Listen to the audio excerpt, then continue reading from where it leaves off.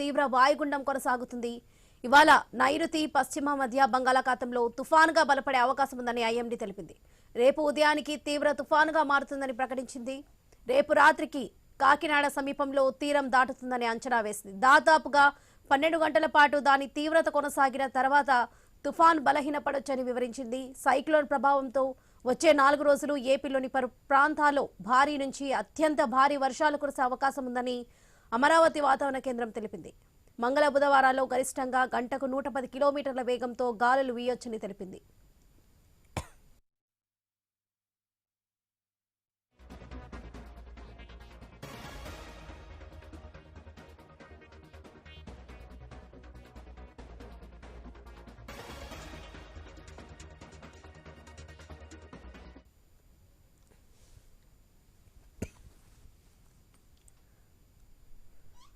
తుఫాన్ నేపథ్యంలో ఐఎండీ ఇవాళ 7 జిల్లాలకు రెడ్ అలర్ట్, 16 జిల్లాలకు ఆరెంజ్ అలర్ట్, మరో 3 జిల్లాలకు యెల్లో అలర్ట్ జారీ చేసింది.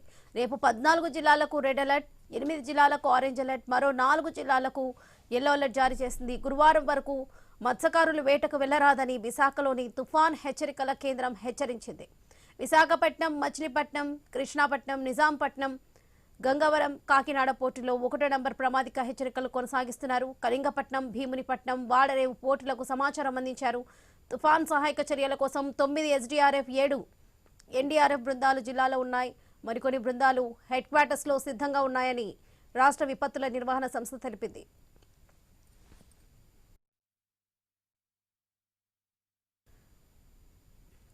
మోందా తుఫాన్ సంబంధించి పూర్తి అప్డేట్స్ మా ప్రతినిధి కాంతి అందిస్తారు. ఎస్ కాంతి.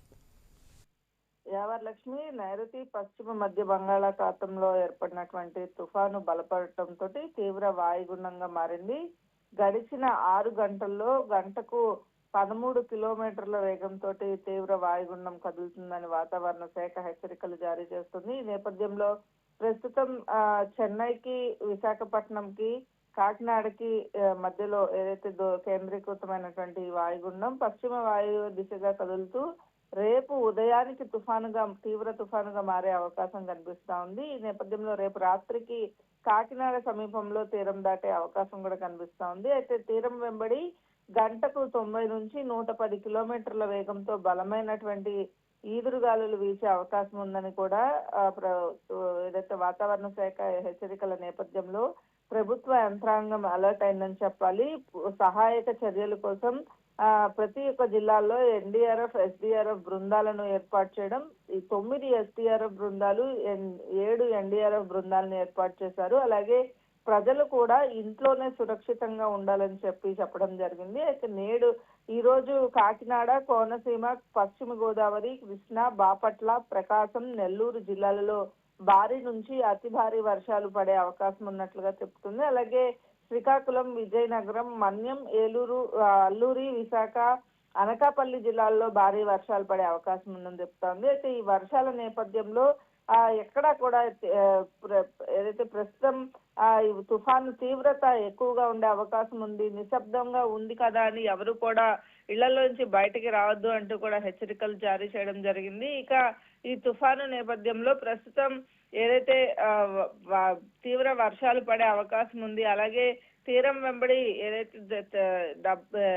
తుఫానుకి సంబంధించి సహాయక చర్యల కోసం ప్రభుత్వం కూడా 19 కోట్ల రూపాయలను విడుదల చేసింది. ఇక 16 శాటిలైట్ ఫోన్లను, అలాగే ఎస్డీఆర్ఎఫ్, ఏపీ ఎన్డీఎంఏ కేంద్రాలు, 57 తీర ప్రాంత మండలాల పరిధిలో 219 తుఫాను షెల్టర్స్ ని కూడా ఏర్పాటు చేయడం జరిగింది. ఇక సముద్రంలో 62 మెకనైజ్డ్ బోట్లను ఒడ్డుకు రప్పించే ఏర్పాట్లు కూడా చేపడతా ఉంది. సముద్ర తీరాలలో పర్యాటకులకు సంబంధించినటువంటి రాకపోకలు ఏవైతే ఉన్నాయో రాకపోకలన్నింటినీ కూడా నిషేధం విధించడం జరిగింది. అయితే కొన్ని జిల్లాలలో విద్యా సంస్థలకు ఇప్పటికే 3 రోజుల పాటు సెలవులు కూడా ప్రకటించిన నేపథ్యంలో ఈ మోందా తుఫాను కాకినాడ, తుని మధ్య తీరం దాటే అవకాశం ఎక్కువగా ఉన్నట్లుగా వాతావరణ శాఖ చెప్తోంది. ఈ నేపథ్యంలో కాకినాడ జిల్లాలో 269 పునరావాస కేంద్రాలను కూడా ఏర్పాటు చేయడంతో పాటు పునరావాస కేంద్రాల్లో విద్యుత్తు, అలాగే మంచినీటి వసతులకి కావాల్సినటువంటి ఏర్పాట్లన్నింటినీ కూడా చేపట్టడం జరిగింది. సోమవారం అంటే ఈ రోజు మధ్యాహ్నంలోగా నిత్యావసర వస్తువులు ఏవైతే ఉంటాయో వారికి కావాల్సినటువంటి నిత్యావసర వస్తువుల పంపిణీ కూడా జరిగే అవకాశం కనిపిస్తోంది. ముఖ్యంగా తాగునీరు, ఆహారం, పాలు అందించడానికి కావలసినటువంటి ఏర్పాట్లు, ఇతర మౌలిక సదుపాయాలకు అత్యవసర మరమ్మతులు, అలాగే కరెంట్ ఏదైతే విద్యుత్ సరఫరా విషయంలో కూడా కొంత జాగ్రత్తగా ఉండాలని చెప్పడంతో పాటుగా ఏవైతే నదీ తీర ప్రాంతాల ప్రజలతో పాటు నదీ పరివాహక ప్రాంత ప్రజలు ఉన్నారో వారిని కూడా అప్రమత్తం చేసి ఫ్లాష్ ఫ్లడ్ ఎఫెక్ట్ కూడా ఉండే అవకాశం ఉన్న నేపథ్యంలో ఎవరిని కూడా ఇళ్లలో నుంచి బయటికి రాకుండా ఉండాలని చెప్పి ముఖ్యంగా చిన్నపిల్లలు నదులు దాటే ప్రయత్నం కూడా చేయవద్దు. ఈ ఫ్లాష్ ఫ్లడ్ అలర్ట్ కూడా ఉన్న నేపథ్యంలో రాష్ట్ర వ్యాప్తంగా 14 జిల్లాలకు ఇప్పటికే అలర్ట్ జారీ చేశారు. ఈ 14 జిల్లాలకి సంబంధించి ప్రత్యేకంగా ఏవైతే ప్రత్యేక అధికారిని కూడా ప్రతి జిల్లాకు నియమించడం జరిగింది. ఈ నేపథ్యంలో ఈ ఎన్డీఆర్ఎఫ్, ఎస్డీఆర్ఎఫ్ బృందాలతో పాటు ఎక్కువగా ఏదైతే ఎన్డీఆర్ఎఫ్ బృందాలు ఉన్నాయో 30 సిబ్బందితోటి 6 బృందాలని ప్రత్యేకంగా తరలించడం జరిగింది. ఎక్కడైతే ఇబ్బందికర పరిస్థితులు సముద్ర తీర ప్రాంత ప్రజలు ఉన్నారో వారందరినీ కూడా ఖాళీ చేయించి పునరావాస కేంద్రాలకు పంపించే ఏర్పాట్లను కూడా చేపడుతున్నారు Varalakshmi. Right Kanthi, thank you.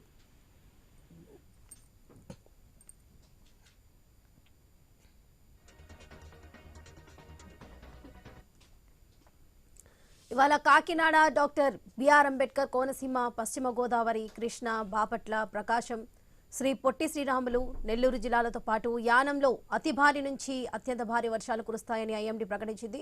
Srikakulam, Parvathipuram, మన్యం, విజయనగరం, విశాఖపట్నం, అల్లూరి సీతారామరాజు, అనకాపల్లి, తూర్పు గోదావరి, ఏలూరు, ఎన్టీఆర్, గుంటూరు, పల్నాడు, చిత్తూరు, తిరుపతి, అన్నమయ్య, వైఎస్ఆర్, కడప, నంద్యాల జిల్లాలో భారీ నుంచి అతి భారీ వర్షాలు కురుస్తాయని తెలిపింది. కర్నూలు, శ్రీ సత్యసాయి, అనంతపురం జిల్లాలో భారీ వర్షాలు కురిసే అవకాశం ఉన్నట్లుగా సమాచారం. ఇదే విషయానికి సంబంధించి పూర్తి అప్డేట్స్ మా ప్రతినిధి రాజేష్ అందిస్తారు.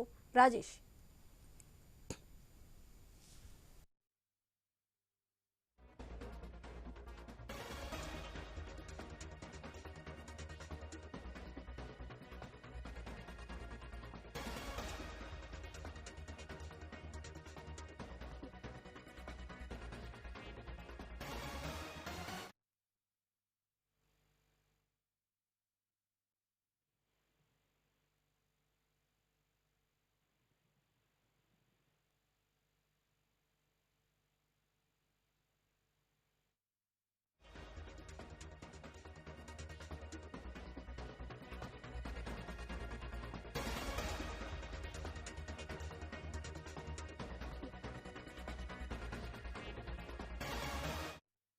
కోస్తా జిల్లాలపైకి మోందా తుఫాన్ దూసుకొస్తుంది. ఆగ్నేయ బంగాళాఖాతంలో తీవ్ర వాయుగుండం కొనసాగుతుంది. ఇవాళ నైరుతి, పశ్చిమ మధ్య బంగాళాఖాతంలో తుఫాన్గా బలపడే అవకాశం ఉందని ఐఎండీ తెలిపింది. రేపు ఉదయానికి తీవ్ర తుఫాన్గా మారుతుందని ప్రకటించింది. రేపు రాత్రికి కాకినాడ సమీపంలో తీరం దాటుతుందని అంచనా వేస్తున్నారు. ఇదే విషయానికి సంబంధించి పూర్తి అప్డేట్స్ మా ప్రతినిధి రాజేష్ అందిస్తారు. Yes Rajesh. Thank you Varalakshmi. ఏవైతే మోందా తుఫాన్ ఎదుర్కోవడానికి జిల్లా యంత్రాంగం ఏదైతే సన్నద్ధమైంది, పునరావాస కేంద్రాలకు ఆహారం, పాలు, వైద్య సేవలు, విద్యుత్ సరఫరా, ముంపు నివారణ, తాగునీరు రవాణాకు అన్ని ఏర్పాట్లు అయితే సిద్ధం చేశారు.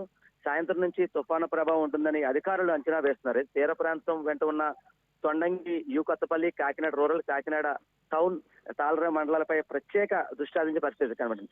అయితే 2 నెలల వ్యవధిలో వరుసగా తుఫాన్లు ఉప్పాడ తీర ప్రాంత గ్రామాలకు ఉక్కిరిబిక్కిరి చేస్తుందని చెప్పుకోవచ్చు. ఈ మోందా నేపథ్యంలో మరింత భయాందోళనకు గురవుతుంది. అదే కాకినాడ ఏవైతే ఉప్పాడ సమీపంలో ఉన్న ఈ తీర ప్రాంతంలో ప్రజానికం అంతా ఒక పక్క భయాందోళనకు గురయ్యే పరిస్థితి కనబడుతుంది. ఇప్పటికే గత 2 తుఫాన్ల దాటికి సుబ్బంపేట నుంచి కోనపాపేట వరకు పూర్తిగా ధ్వంసమైన పరిస్థితి. అయితే ఈ తుఫాను ప్రభావంతో మరింత ఏం జరుగుతుందని చెప్పైతే అక్కడ ఉన్న స్థానికులు అయితే భయపడే పరిస్థితి కనబడుతుంది. అయితే ప్రధానంగా చూసుకుంటే ఈ మోందా తుఫాను ప్రభావంతో ఇప్పటికే హోప్ ఐలాండ్ సంబంధించి 110 మంది ప్రజానికాన్ని ఇప్పటికే సురక్ష ప్రాంతానికి తరలించే దిశగా అయితే అధికారులు పూర్తిగా సన్నద్ధం చేశారు. అయితే మరోపక్క ఈ మోందా తుఫాను ప్రభావంతో ఇప్పటికే అధికారులకు ఎక్కడికెక్కడికి పూర్తిగా సన్నద్ధమైన పరిస్థితి కనబడుతుంది. మరోపక్క మత్స్యశాఖ అధికారులు మత్స్యకారులను ఇప్పటికే వేటకి వెళ్లొద్దని చెప్పి వారికి హెచ్చరికలు జారీ చేసిన నేపథ్యంలో మరోపక్క ఏవైతే లోతట్టు ప్రాంతాల్లో ఉన్నాయో లోతట్టు ప్రాంతాల్లో కూడా దండోరా వేసే పరిస్థితి. అయితే ప్రస్తుతం ప్రధానంగా చూసుకుంటే ఏవైతే ఈ సురక్ష ప్రాంతాలకు సంబంధించి మరోపక్క సురక్ష ప్రాంతాలకు 15 నౌకలు మత్స్యకారులు తరలింపు చేసే దిశగా అయితే ముందస్తు ఏర్పాట్లతో కాకినాడ అలాగే అంబేద్కర్ కోనసీమ జిల్లాకు సంబంధించి జిల్లా అధికారం పూర్తిగా సిద్ధమైంది. మరోపక్క మోందా తుఫాన్ ముప్పు ఎదుర్కొనేందుకు కోనసీమ అంబేద్కర్ జిల్లా అధికారులు అలాగే కాకినాడ సమీపంలో ఉన్న తుఫాను తీరం దాటుతున్న హెచ్చరికలు జారీ చేసిన నేపథ్యంలో పూర్తిగా అప్రమత్తమైన పరిస్థితి. మరోపక్క ఓడల రేవుకు ప్రమాద హెచ్చరిక జారీ చేయడంతో యాంకరేజ్ పోర్టుతో పాటు కాకినాడ డీప్ వాటర్ పోర్ట్ లో మొత్తం ఖాళీ చేసిన పరిస్థితి. అలాగే ఎరువులు, పంచదార, బొగ్గు, గ్రానైట్, వంట నూనె అలాగే బియ్యం నిల్వల్లో ఉన్న 15 నౌకలకు సముద్రంలోనే సురక్షిత ప్రాంతాలకు తరలించిన పరిస్థితి. సముద్రంలోని మధ్యలోని హోప్ ఐలాండ్ ఉంటున్న 110 మందిని మత్స్యకారులకి కాకినాడ సమీపంలో ఉన్న తోరంకి తరలించారు. మరోపక్క తీర ప్రాంత గ్రామాలకు సురక్షిత ప్రాంతాలకు వెళ్లేందుకు సిద్ధంగా ఉండాలని అధికారులు సూచించిన పరిస్థితి. అయితే ఈ మరోపక్క ఈ మోందా తుఫాను ప్రభావంతో 27 నుంచి 37వ తేదీ వరకు విద్యా సంస్థలు అయితే పూర్తిగా సెలవులు ఇచ్చిన పరిస్థితి. ఈ తుఫాన్ తీవ్ర దృష్ట్యా కాకినాడ జిల్లాలోని అన్ని పాఠశాలలు, కళాశాలలకు సంబంధించి సెలవులు అయితే ప్రకటించారు. ఈ గాలుల తీవ్రత వల్ల విద్యుత్ స్తంభాలు పడిపోయే అవకాశం ఉండడంతో ముందస్తుగా కాకినాడ జిల్లాల నుంచి 3,000 మంది మరో సిబ్బంది అలాగే 3,000 స్తంభాలు కూడా సిద్ధం చేసిన పరిస్థితి. అదే తుఫాను ప్రభావిత ప్రాంతాలకు సంబంధించి ఎక్కడికెక్కడ ఎటువంటి అవాంఛనీయ సంఘటన జరగకుండా పూర్తి భద్రత ఏర్పాటు చేసే పరిస్థితిని చెప్పుకోవచ్చు. అయితే ఈ మోందా తుఫాన్ హెచ్చరికల నేపథ్యంలో కాకినాడ బీచ్ రోడ్ రహదారులని అధికారులు ఏవైతే జిల్లా కలెక్టర్ తగిలి చంద్రమోహన్ ఆదేశాల మేరకు పూర్తిగా బంద్ చేసిన పరిస్థితి. కాకినాడ రూరల్ న్యామం అతిథి గృహం నుంచి ఉప్పాడ వెళ్లే సముద్ర రైట్ రాజేష్, థ్యాంక్ యూ.